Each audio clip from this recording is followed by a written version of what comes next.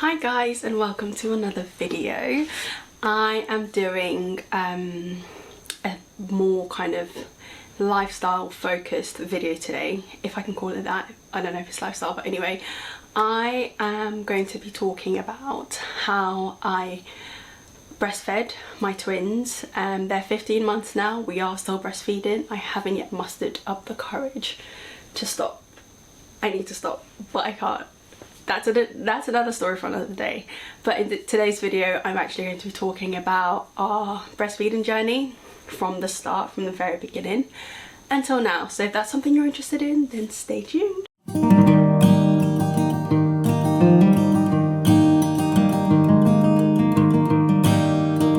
So in a style that's very uncharacteristic for me, I've actually made notes because I wanted to make sure that I capture all of the important things that I thought you might like to know. Now obviously the reason I'm doing this, there's so much resource out there about breastfeeding in general, but the reason I'm doing this is because I have sickle cell disease and carried a twin pregnancy, thank God for safe delivery, and actually a very wonderful pregnancy journey, and even the breastfeeding journey, which wasn't something that I had given much thought, just because I just wasn't sure what to expect. I didn't have a wealth of information out there from a sickle cell perspective, and when I say out there, not that there aren't experiences out there, I just wasn't made aware of a lot of them. So that's why I'm making this video.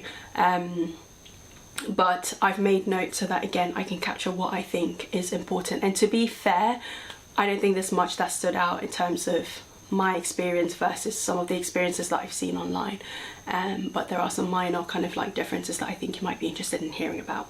So the first thing to be aware of is that I delivered my twins via C-section, and they were delivered at 35 plus 2, so 35 weeks and 2 days.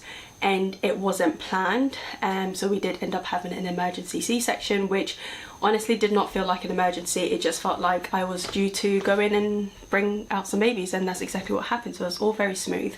Now, because of the fact that the twins came early, they were only 2 kilos each when they were born, so they were quite small. I didn't actually get to start my breastfeeding journey on the day they were born. So for about 4 days after they were born, they were in NICU, and then they spent another 2.5 weeks in special baby care. I can't remember all of the initials, but we got downgraded after 4 days from NICU into the special care baby unit. So after 4 days in NICU, we then got downgraded into the special care baby unit department, which is kind of where the breastfeeding journey started.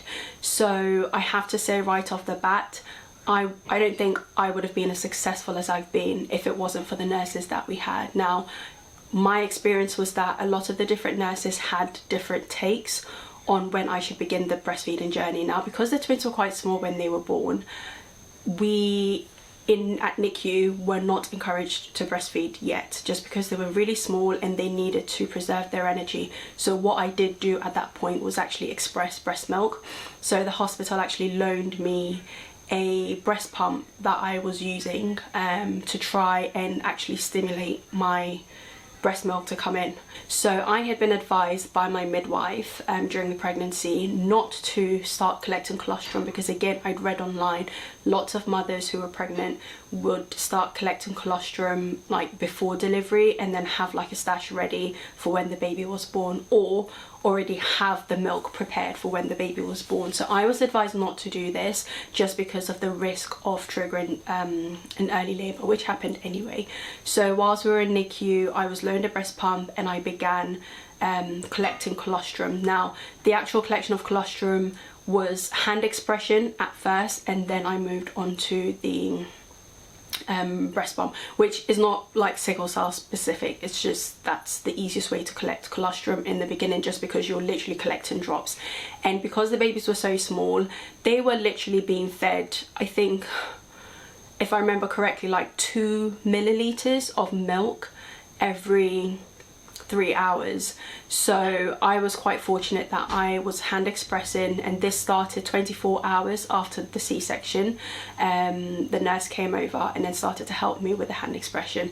So there was a lot of kind of push to now you need to really start getting your milk to come in, and because I'd already expressed an intention to exclusively breastfeed, they were supporting me through that journey. So there wasn't ever at any point any pressure to kind of like, oh, you know, there's 2, you're gonna have to supplement or anything. It was very much okay, we'll go with what you want to happen.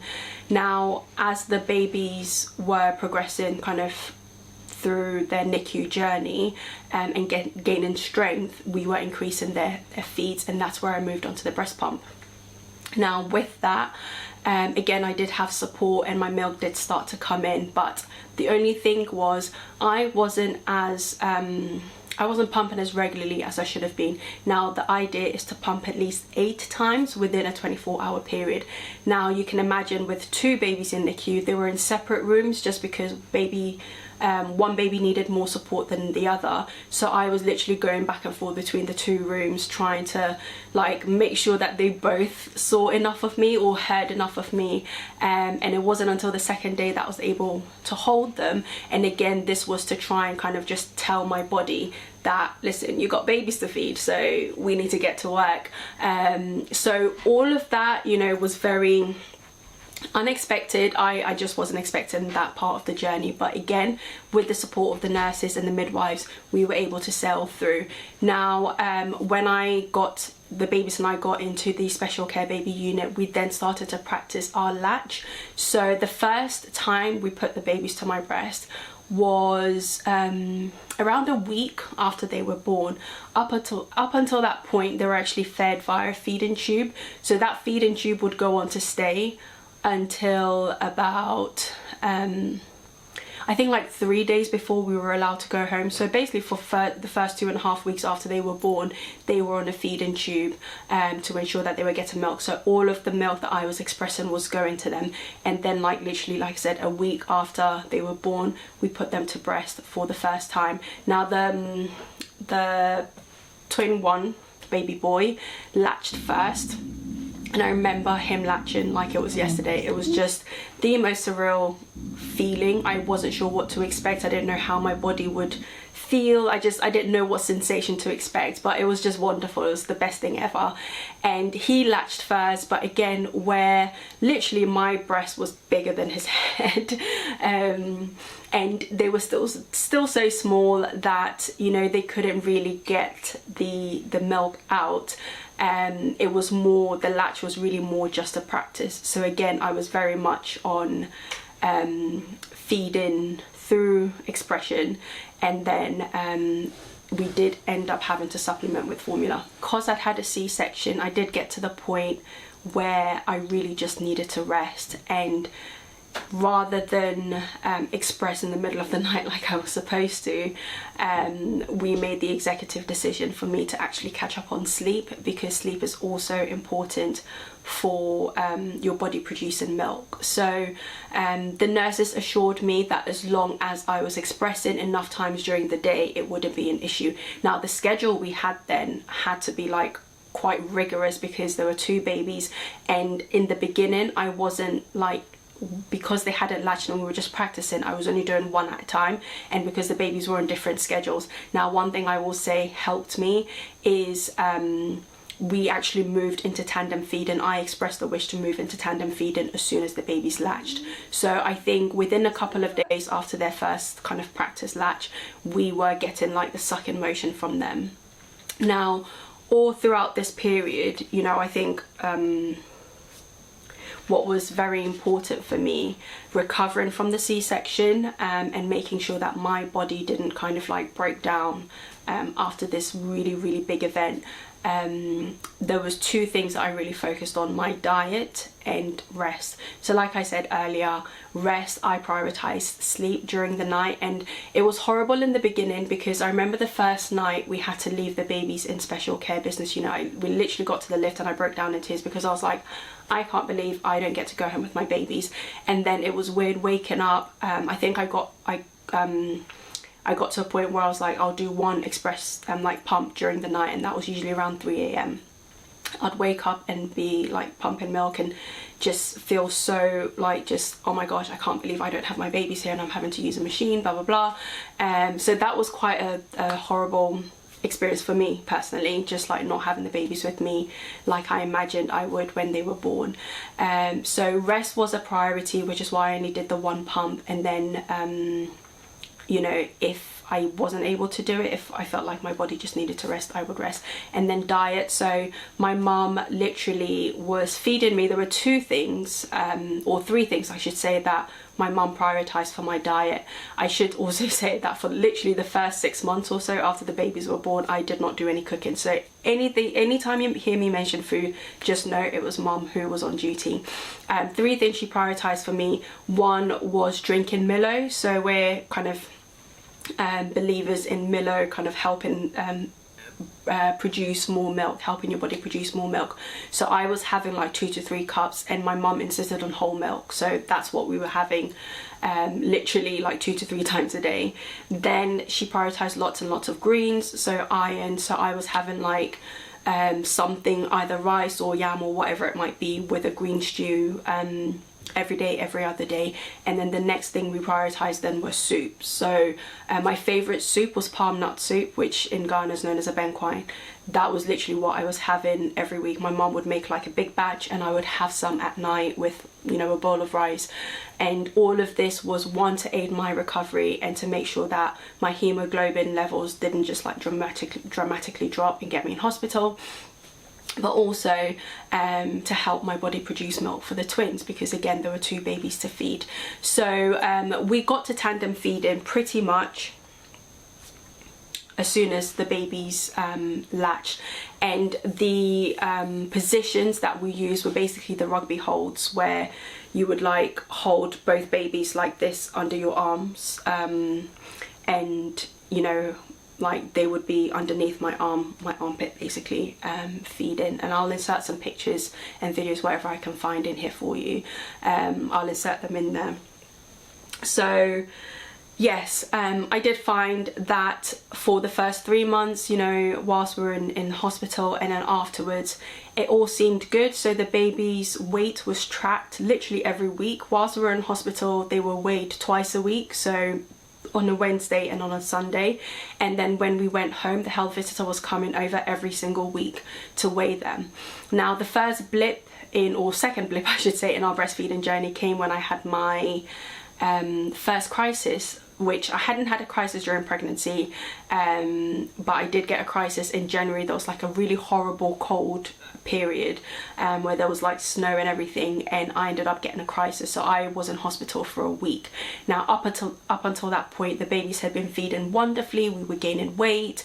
It was still slow, but you know, the weight gain was there, and because they were twins, you know, there was an expectation that, okay, look, it's not going to be as much growth as we would expect for a singleton baby. And there was also consideration for the fact that, you know, I had sickle cell. Now all throughout this period, we were still pumping, so I was basically triple feeding. So I think it's triple feeding. So I was breastfeeding, then immediately after breastfeeding I would pump. And then what would happen was, because I had so much family around, literally for the first few months after the babies were born, I don't think we had any periods where we were really ever alone. We got into a rhythm where between 10 p.m. to 1 a.m. the babies would catch like a really good, because they were still new, they would catch like a good 3 hours of sleep. And that's where I would then go upstairs to sleep, because I'd be like, right, I just need to catch as much, kind of like a long period of sleep as I could, again prioritizing that rest for my body. Because the good thing about being in the hospital for that long period was the hospital was very strict about keeping them on a routine, and I maintained that routine when we got home. So changing them every 3 to 4 hours, feeding them at the same time and then getting them to sleep at the same time. And honestly, that saved me because they did remain on that same schedule. And being in the hospital also meant that they were able to sleep through literally any sort of noise, because in the hospital it was never quiet. So they were used to, I guess, that level of just background noise when they were sleeping. So that also helped. But yeah, from 10 p.m. to 1 a.m. I would literally be off sleeping, and then the babies would be with family and I would get some rest. So we were doing, and whilst I was like sleeping during that period, I had a stash of breast milk that, you know, I would give to whoever was around and say, hey, if they wake up, then you can give them a bottle. So we were doing that. I did eventually drop the bottle feeding just because I hated bottle washing and having to like prepare bottles and warm them up, because I was doing two, it was just too many. So I did end up just focusing on the breastfeeding, but for the first few months we were doing that. So anyway, back to the crisis. When I got the crisis, I ended up going into hospital for a week. I carried on expressing milk in hospital, and so even though I was on morphine, I was advised that I was okay to still express milk and give to the babies, you know, once we got home. So the hospital were really kind enough. When I would express the milk, the nurses would come get the milk, take it to like a dedicated area, like a freezer, where it would be stored and frozen for me, so that at the time that I was ready to go home, I would have all of my milk to take home with me. So I was making sure to like date it all, and the hospital again loaned me a pump. I was staying at the hospital where I gave birth to the twins, so I was familiar with the pump that they had loaned me. So that's what I did for the 1 week that I was in hospital. Now, my biggest fear about being in hospital during that period was that the babies would forget how to latch, and that was literally stressing me out to the point where I actually feel like it delayed my recovery, just because I was so stressed. One, because I desperately missed them. I made a decision not to have them with me, even though the hospital were willing to accommodate that. I made the decision not to have them with me, just because at that time there was another there was an increase in like flu virus season, obviously January. So I didn't want to risk it again with them being kind of like prem. I just needed to prioritize their safety and mine. So they did stay home for that 1 week. And when I got home, literally I remember getting home, it was quite late at night when I got home, because I was determined that I needed to go home as soon as I didn't feel any pain. And as soon as I got home, they had been, luckily I had a stash of milk that they were feeding on, but sadly they ran out of that actually about 3 days. So halfway through my hospital stay, they ended up having to be put on formula because I'd run out of the stash of milk that I had in the freezer, which was okay, because again, yes, breastfeeding was important to me, but I'm not going to starve my baby. So they had that formula for a few days before I came home. And the night I got home, I literally put them back on the breast, just panicking about, oh my gosh, I hope they haven't gotten so used to the bottle that they forget how to kind of feed on the breast. So put them on, and luckily, you know, I was so relieved that they were absolutely fine. They latched on, and I did have to go through a few days of like repositioning and moving them about, just because it wasn't comfortable for me again, and it felt kind of like in those beginning days where it would be quite painful when they latched. But again, with support from the health visitors, we were able to get them back on track. Now our first or third hurdle, I keep saying first hurdle, third hurdle came when they I think were around four months, and this is where my theory is that 1 week in hospital, even though I was expressing, obviously, you know, being in pain, I did the best that I could, I really did, but it's not the same as like having the babies on your breast literally constantly. As newborns, if you've had newborns, you know that they go through their cluster feeding periods where it literally feels like they're just never off you. I wasn't able to mimic that kind of pattern and routine, so I believe my milk supply did drop, and it took a good few weeks for it to get back on track. So there was a few weeks where the twins were not growing, so their weight had kind of like stagnated. Now they weren't unhealthy, there was no concern, they were still getting milk, because we did like a few weighted feeds when their health visitor would come over, but we did then decide to start triple feeding again, because prior to me going into hospital I kind of stopped the triple feeding, but we ended up going back on that. Sorry if I'm using the wrong term if it's not triple feeding, but anyway, the whole idea was, in addition to breastfeeding, I was topping up with breast milk afterwards. So I did have to like dig my pump back out. They loaned me another pump just because the wall pumps are a lot better than the handheld or hands-free ones that I had. So I had that for about 6 weeks, and for 6 weeks we basically worked on getting the twins back on track with their growth. Now all throughout this period, I had been like obviously crisis free since January, so all throughout that period I did still kind of keep that priority and focus on myself in terms of my health and my my general well-being. So it was very much still making sure that I was getting rest. Now as the twins got a little bit older and got out of the newborn phase, I would love to say it got easier. It really didn't, just because they had so many different growth spurts, and I was so focused on getting them on the breast that on getting them back to weight gain, that I literally, every opportunity I could get, like, you make a noise, you're going on the boob, you wake up, you're on the boob, you want to sleep, you're on the boob, and that's literally how I handled it. So the doctors had advised me that there wasn't any risk of me kind of going into crisis because the twins were breastfeeding, because the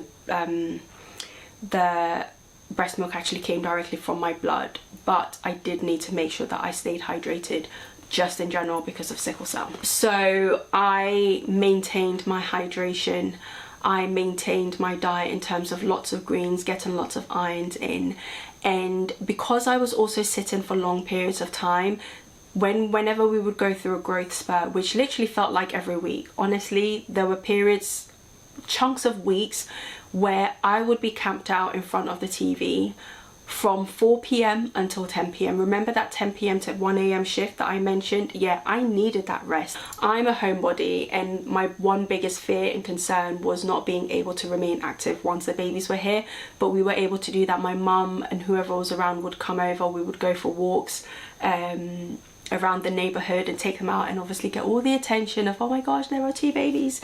So yeah, that was really fun. And I think my key kind of takeaways from that breastfeeding period, was I just listened to my body, I listened to my gut, I maintained my course. Like, one thing about me, if I want to do something, I'm going to do it. I was determined to breastfeed exclusively, and that's exactly what I did. So even though we had those first few weeks after my hospital admission, we had those weeks of like slow growth, we did get back on track. The babies were gaining weight, and so we moved off of weekly weight checks to monthly weight checks, which was like much less anxiety inducing than the 1 week weight checks. So having said all of that, I think 15 months on, because the twins are now 15 months, I have been crisis free since January last year, so I haven't had any more instances of crisis.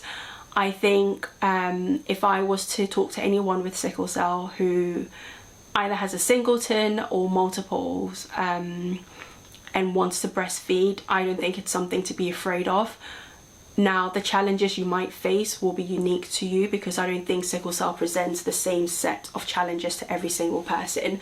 Everyone is different. Like, I went through pregnancy crisis free and then got my crisis a few months after birth. You know, some people it's the other way around, some people it's both, who knows.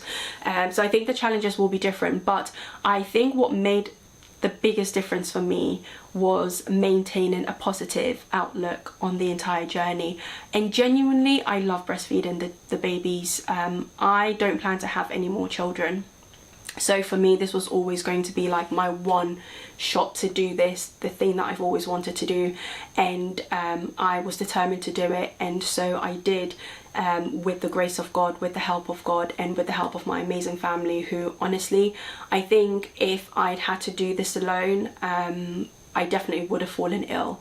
I don't think I would have made it through at all. So I guess, you know, that is another thing I will mention, is having your village around you to make sure that you can get the rest that you need. Your village is going to be very important. Another thing that I think helped me was knowing that I didn't have to do anything other than be a mother. And I know how privileged I was to be in that position, because I know there are mothers who have to juggle so many other tasks, whether you have, you know, older children plus a newborn, you know, or other responsibilities that you have to keep up with, or maybe you don't have a village.